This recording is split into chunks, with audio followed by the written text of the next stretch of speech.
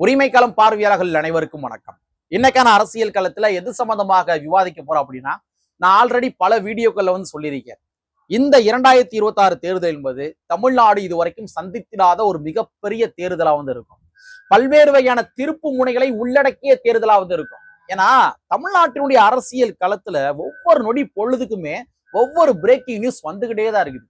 திராவிட முன்னேற்ற கழகம் அப்பாடா இப்பதான நம்ம காங்கிரஸ் கட்சி ஓரளவு சரி கட்டிட்டான், இனிமேல் காங்கிரஸ் கட்சியினுடைய தொல்லை கிடையாது, கூட்டணி ஒட்டையாது அப்படின்ற மாதிரி அவங்க ஒரு தீர்க்கமாக இருந்தாலும் கூட, ஒரு பெருமூச்சு விட்டு உக்காந்தாலும் கூட, மறுபடியும் காங்கிரஸ் கட்சி என்ன பண்ண ஆரம்பிச்சிருக்காங்க, ஒரு மிகப்பெரிய புகைச்சலை கிளப்பி விட்டுருக்காங்க.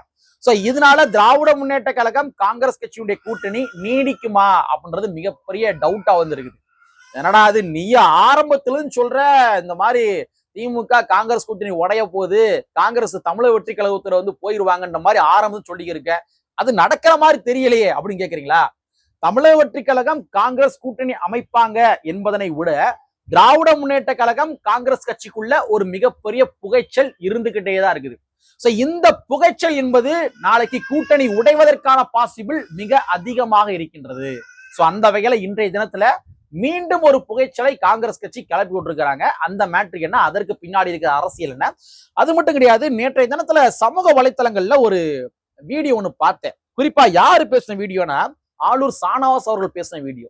அந்த வீடியோல அவரு தமிழக வெற்றி கழகத்தோட கூட்டணி போவதற்கும் கூட பாசிபிள் இருக்கின்ற மாதிரி ஒரு விஷயம் சொல்றாரு. அது என்ன அப்படின்றத சேர்த்து வச்சு இந்த காணொலியில கொஞ்சம் டீட்டெயிலா பாத்திரலாம். நண்பர்கள் அனைவருக்கும் இளம் பெருவள்ளுதியின் இனிய வணக்கம். நாங்க இப்படி பார்த்துட்டோம், இனி ஜென்மத்துக்கும் எங்களால குனிய முடியாது. அதனால நாங்க சண்டை போட போறோம். வீடியோக்குள்ள போறதுக்கு முன்னாடி வழக்கம் போல் நம்ம நேயர்கள்ட்ட சில கேள்விகள் கேட்டுருவோம். அதற்கான பதில கமெண்ட் பாக்ஸ்ல கமெண்டா போட்டிருக்கேன். அதாவது கடந்த 2021 தேர்தல்ல திராவிட முன்னேற்ற கழகத்தினுடைய கூட்டணி வாங்கின வாக்கு சதவீதம் எவ்வளவுன்னு பார்த்தோம்னா அது 45%. சோ இப்ப இந்த 2026ல தமிழக வெற்றி கழகத்தினுடைய என்ட்ரி உள்ள வந்திருக்கு. சோ இதனால திராவிட முன்னேற்ற கழகத்தினுடைய வாக்கு சதவீதம் 45 குறையக்கூடுமா, இல்ல 45 அதிகரிக்க கூடுமா? ஒருவேளை குறைஞ்சிச்சுன்னா எத்தனை சதவீதம் வாங்குவாங்க, அதிகரிச்சுன்னா எத்தனை சதவீதம் வாங்குவாங்க அப்படின்றத நீங்க கமெண்ட் பாக்ஸ்ல கமெண்டா போட்டுங்க. சரிங்களா? சரி, காங்கிரஸ் கட்சி மீண்டும் கிளப்பியுள்ள ஒரு புகைச்சல் என்ன? அதாவது தமிழ்நாடு காங்கிரஸ் கமிட்டியினுடைய மேலிடை பொறுப்பாளர் கிறிஸ் சோடங்கர் இருக்கார் இல்லையா? சோ இந்த கிறிஸ் சோடங்கர் என்ன பண்ணிருக்காருன்னா, தற்பொழுது ஒரு பேட்டி கொடுத்திருக்காரு. அந்த பேட்டியில அவர் சொல்ற ஸ்டேட்மெண்ட் ஏதோ ஒண்ணு பண்ண போறாங்கன்னு தெளிவா தெரியுது. அதாவது புதியதாக ஒரு கட்சி, அந்த கட்சி காங்கிரஸ் கட்சி தான் வேணும் அப்படின்ற மாதிரி கேட்டுக்கிருக்காங்க. சோ விரைவில் என்ன முடிவு வேண்டுமானாலும் எட்டப்படலாம் அப்படின்றத கிறிஸ் சோடங்கர் அவர்கள் சூசகமாக ஒரு பேட்டி கொடுத்திருக்காரு. தமிழ்நாட்டுல புதியதாக வந்த கட்சி எந்த கட்சி? அது தமிழக வெற்றி கழகம் தான். சோ தமிழக வெற்றி கழகம் தான் புதுசா வந்திருக்குது. சோ அந்த கட்சி காங்கிரஸ் கட்சி வேணும், காங்கிரஸ் கட்சி கூட தான் நாங்க கூட்டணி அமைப்போம் அப்படின்ற மாதிரி அவங்க சொல்லி இருக்கிறாங்க. ஆனா அது எப்பொழுது வேண்டுமானாலும் நடக்கலாம் அப்படின்னு சொல்லி கிறிஸ் சோடங்கர் என்ன பண்ணியிருக்காருன்னா மிகப்பெரிய ஒரு புகைச்சலும் கிளப்பிட்டிருக்காரு. இது வரைக்கும் கூட்டணி போவோம் போக மாட்டோம் அப்படின்ற மாதிரி சொல்லாம இருந்தாங்க. தமிழக வெற்றி கழகத்துடைய பேரையே பயன்படுத்தாம இருந்தாங்க. தமிழக வெற்றி கழகத்துடைய பேரை பயன்படுத்திய நபர்கள் யாருன்னு பார்த்தோம்னா இந்த பக்கம் வேலுச்சாமி மட்டும்தான். வேலுச்சாமி மட்டும்தான் போற இடங்கள் எல்லா இடங்கள்லுமே தமிழக வெற்றி கழகத்தோட கூட்டணி போவதற்கு பாசிபிள் இருக்கு, போனாதான் என்னங்க அப்படின்ற மாதிரி போற எல்லா இடங்களையும் பேசி இருந்தாரு.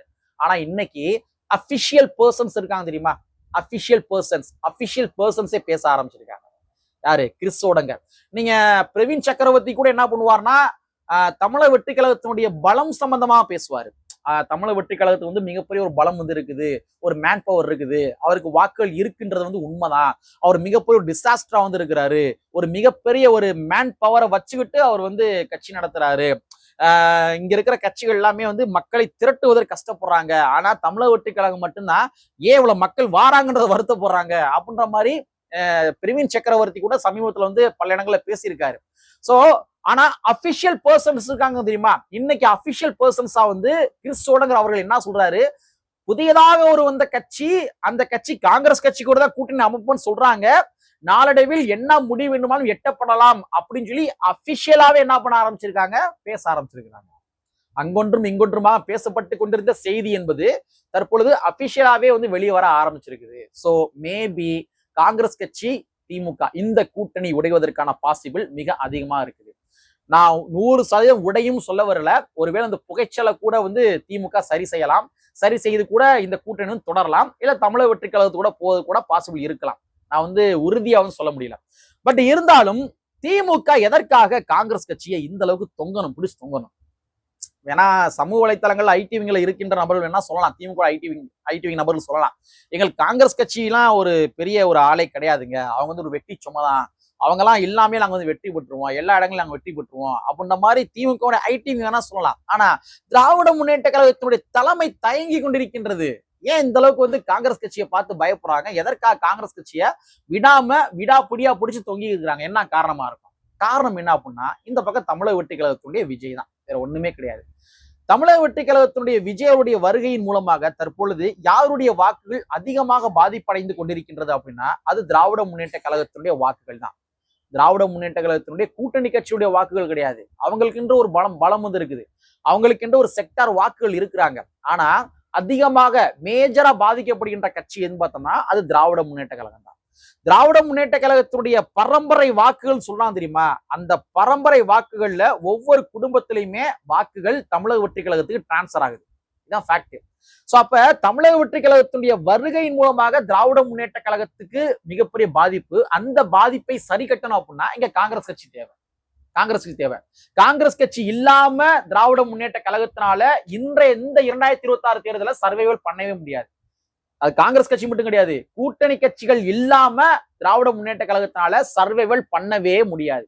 ஏன்னா திராவிட முன்னேற்ற கழகம் இதுவரைக்கும் தனியாக நின்று வெற்றி பெற்றது கிடையாது. கூட்டணி அமைச்சுதான் வெற்றி பெற்றிருக்கிறாங்க. அடுத்த கூட்டணி கட்சிகள் மேல சவாரி பண்ணி தான் திராவிட முன்னேற்ற கழகம் ஆட்சி அமைச்சிருக்கிறாங்க. அவங்க தனியா நின்றது கிடையாது. சோ அதனால தமிழக வெற்றி கழகத்துடைய வருகையின் மூலமாக யார் வாக்குகள் பாதிக்கப்படுதுன்னா அது திராவிட முன்னேற்ற கழகத்துடைய வாக்குகள் பாதிக்கப்படுது. சோ அப்ப திராவிட முன்னேற்ற கழகம் அந்த பாதிப்படைகிற வாக்குகளை சரி கட்டணும் அப்படின்னா இங்க காங்கிரஸ் கட்சி தேவை.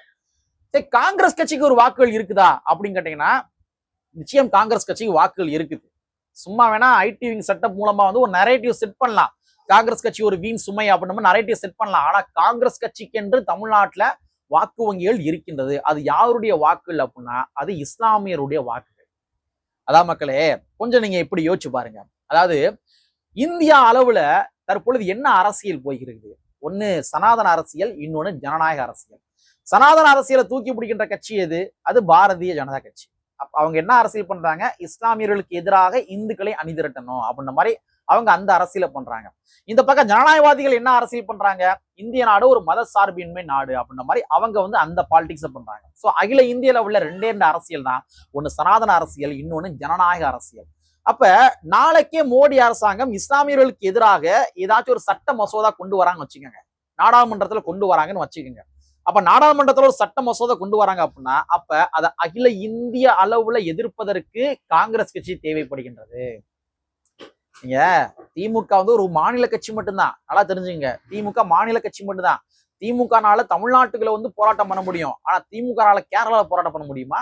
திமுகனால வந்து இங்கிட்ட வந்து கர்நாடகால பண்ண முடியுமா? திமுகனால வந்து இங்க ஆந்திரால பண்ண முடியுமா? இல்ல அகில இந்திய அளவுல திமுகனால போராட்டம் பண்ண முடியுமா? திமுகனால பெரும் தாக்கத்தை ஏற்படுத்த முடியுமா? இஸ்லாமியர்களுக்கு ஆதரவாக பெரும் தாக்கத்தை ஏற்படுத்த முடியுமா? வாய்ப்பு கிடையாது. ஆனா காங்கிரஸ் கட்சினால முடியும். காங்கிரஸ் கட்சி தமிழ்நாட்டிலையும் போராட்டம் பண்ணுவாங்க, கேரளால பண்ணுவாங்க, ஆந்திரால பண்ணுவாங்க, கர்நாடகா பண்ணுவாங்க, மத்திய பிரதேசம் எல்லா ஊர்லயும் பண்ணுவாங்க, எல்லா மாநிலத்திலையும் பண்ணுவாங்க. அப்போ ஒரு கவன ஈர்ப்பை வந்து கொண்டு வர முடியும் காங்கிரஸ்னால. அப்போ ஒருவேளை பாஜக இஸ்லாமியர்களுக்கு எதிராக செயல்பட்டாங்க அப்படின்னா பாஜகவுக்கு கடிவாளம் விடுவதற்கு நேஷனல் அளவுல ஒரு பார்ட்டி வேணும், இஸ்லாமியர்களுக்கு ஆதரவான பார்ட்டி வேணும். அப்ப அந்த பார்ட்டி காங்கிரஸ். அதனாலதான் இஸ்லாமிய மக்கள் காங்கிரஸ் கட்சி எங்க இருக்குதோ அவங்க வாக்களிப்பாங்க. அதனாலதான் திமுக அச்சப்படுகின்றது. ஒருவேளை காங்கிரஸ் வந்து தமிழக வெற்றி கழகத்தோட போயிட்டாங்க அப்படின்னா ஆல்ரெடி விஜயுடைய வருகையின் மூலமாக நம்முடைய வாக்கு வங்கிகள் அதல பாதாளத்துக்கு போயிருக்குது. நம்ம கூட்டணி கட்சி நம்பிக்கிட்டு தான் இருக்கிறோம். இந்த லட்சணத்துல ஒருவேளை வந்து காங்கிரஸும் போச்சு வச்சுங்களேன், நம்ம கதி அதோ கதி தான். அதனால நீங்க போயிடாதீங்க அப்படின்னு சொல்லி திமுகவுடைய தலைமை காங்கிரஸ் கட்சியில கெஞ்சிக்கு இருக்கிறாங்க. இல்லைங்க, அதெல்லாம் கெஞ்சவே இல்லைங்க, நீ என்ன எப்படி சொல்லியிருக்க அப்படின்னு நீங்க வந்து சமாளிக்கலாம். நீங்க நல்லா யோசிச்சு பாருங்க.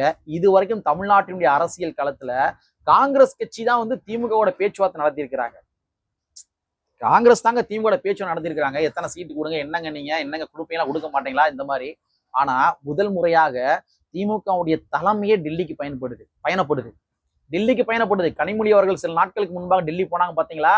இங்க இருக்கிற எவனையும் பேச்சு கேட்க மாட்டாங்க, திமுக பேச்சு கேட்க மாட்டாங்க, திமுக கூட அடி நடிக்கிறாங்க, ஆட்சியில் அதிகாரத்தை பங்கு கேட்கிறாங்க, நீங்களா சொல்லுங்க அப்படின்னு சொல்லி கனிமொழி அவர்கள் நேரடி என்ன பண்ணாங்க, டெல்லிக்கு பயணப்பட்டாங்க. ராகுல் காந்தியை சந்திச்சாங்க. அங்க வந்து பேச்சுவார்த்தை மேற்கொண்டாங்க. கூட்டணி சம்பந்தமாகவும் சீட்டு எண்ணிக்கை சம்பந்தமாகவும் பேச்சுவார்த்தை மேற்கொண்டாங்க. ஆனா அங்க ராகுல் காந்தி அவர்கள் கனிமொழி சொன்ன சில கிரைட்டீரியாவுக்கு ஒப்புக்கொள்ளவில்லை. ராகுல் காந்தி சொன்ன சில கிரைட்டீரியாவுக்கு வந்து இங்க கனிமொழி அவர்கள் ஒப்புக்கொள்ளவில்லை. ஒருவேளை வந்து 2 பேருமே வந்து ஒரு சமாதானம் போயிருந்தாங்க, கூட்டணியை கன்ஃபார்ம் பண்ணியிருந்தாங்க அப்படின்னா அப்பவே வந்து ராகுல் காந்தியே சொல்லிட்டாரு அப்படின்னு பிரஸ் மீட் கொடுத்திருப்பாங்க. ஆனா பிரஸ் மீட்டே கனிமொழி அவர்கள் கொடுக்கவில்லை. அப்ப என்ன அர்த்தம்? கூட்டணி இன்னமும் ஊசல்ல தான் இருந்துகிட்டு இருக்குது. சோ அதனால தான் கிறிஸ் சோடங்கர் அவர்கள் இன்றைய தினத்தை ஒரு பேட்டி வந்து கொடுத்திருக்கிறார். புதியதாக வந்த ஒரு கட்சி எங்களுடைய தலைமையை எதிர்பார்த்து கொண்டிருக்கின்றார்கள், நாங்க வந்து எங்களை வந்து எதிர்பார்த்து காத்து இருக்கிறாங்க அப்படின்ற மாதிரி ஒரு கொளுத்தி போட்டிருக்காரு கிறிஸ் சோடங்கர் அவர்கள். சரி, இது ஒரு பக்கம். ஆளூர் சானவாஸ் அவர்கள் என்ன சொன்னாரு? ஒரு 2 நாளைக்கு முன்னாடி ஒரு வீடியோ பார்த்தேங்க. இது எவ்வளவு தூரம் வந்து உண்மைன்னு தெரியல, பட் இருந்தாலும் நான் பார்த்த செய்தியை பதிவு பண்றேன். 2 நாளைக்கு முன்னாடி ஒரு வீடியோ பார்த்தேன். அந்த வீடியோல இவர் சானவாஸ் அவர்கள் சொல்றாரு, அதாவது நாங்க தமிழக வெற்றி கழகமும் நாளைக்கு ஜனநாயக அரசியல் கையில் எடுத்தாங்க அப்படின்னா, சமத்துவ அரசியல் கையில் எடுத்தாங்க அப்படின்னா, எங்களுக்கு ஈக்குவலா அவங்களும் வந்து சமத்துவத்தை ஜனநாயகத்தை வந்து பொதுவெளியில அதிகமா பேச ஆரம்பிச்சாங்க அப்படின்னா அவங்க கூட கூட்டணி போற கூட தப்பு கிடையாது. இந்த வார்த்தையை ஆளூர் சானவாஸ் அவர்கள் பதிவு செய்திருக்கின்றார். நீங்க கொஞ்சம் இப்படி யோசிச்சு பாருங்க. தமிழ்நாடை பொறுத்த வரைக்கும் அண்ணன் திருமாவர்கள் சொன்ன ஸ்டேட்மெண்ட் என்ன? அவர் வந்து ஒவ்வொரு கால சூழலுக்கு ஏத்த மாதிரி, அரசியல் நகர்வுகளுக்கு ஏத்த மாதிரி அந்தந்த கட்சிகளை விமர்சனம் பண்ணிப்பாரு. ஆனா கூட்டணி என்பது கிடையாதுன்னு சொன்ன கட்சி 2 கட்சி மட்டும் தான். ஒண்ணு பாஜக, இன்னொன்னு பாமக. வேற எந்த கட்சி கூடயும் கூட்டணி கிடையாது அப்படின்ற வார்த்தையை அவர் எங்கேயும் பதிவு பண்ணவில்லை. தனக்கு தானே போட்டுக்கொண்ட கேட்டு, அந்த கேட்டு வந்து யாருக்கு போட்டாருன்னா ஒன்னு பாமக, இன்னொன்னு பாஜக. 2 கட்சிக்கு மட்டும் தான் போட்டிருக்காரு. சோ வேற எந்த கட்சிக்குமே வந்து அவரு கேட்டு போடவில்லை. சோ ஒருவேளை ஆளூர் சானவாஸ் அவர்கள் சொன்ன ஸ்டேட்மெண்ட் கூட தமிழ்நாட்டின் அரசியல் களத்துல நடக்குமா நடக்காதா அப்படின்றது தெரியல. பொறுத்திருந்து பார்ப்போம் என்பதை கூறிக்கொண்டு, கற்பி ஒன்று புரட்சி செய்யும் புரட்சியாளர் அம்பேத்கருடைய வரியை கூறிக்கொண்டு நிறைவு செய்கின்றேன். நன்றி, வணக்கம்.